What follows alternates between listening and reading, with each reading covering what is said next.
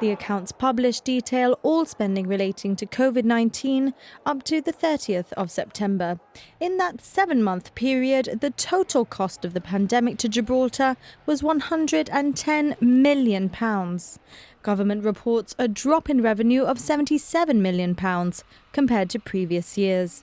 In answer to GBC questions, it said this is due to losses or deferrals as a result of or in response to the pandemic. Most notable within that shortfall is a loss of £43 million worth of import duty. From the 1st of April, the government waived import duty in response to the economic consequences of the pandemic. For commercial imports, this is to continue until the end of March next year. For personal importations, this ended on the 30th of June and was replaced with a 10% import duty. The import duty waiver for vehicles and jet skis was in place from the start of April until the end of July.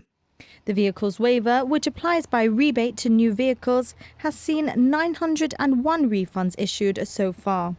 Previously in Parliament, the Chief Minister claimed that the number of vehicles ordered between May and June was just shy of 20% for hybrids and electric vehicles.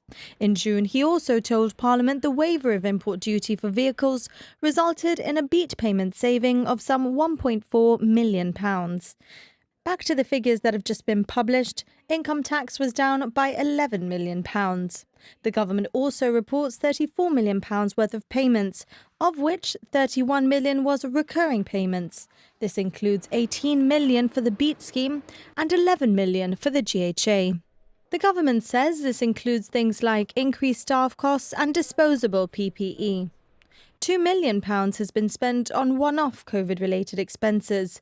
Government told GBC half of this went towards the GHA for expenses such as the setting up of the Nightingale facility and items such as ventilators.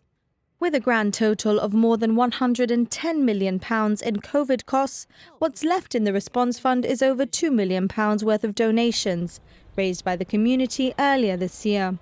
The government has confirmed none of the donations have been spent and says they won't be until a policy on donations is determined.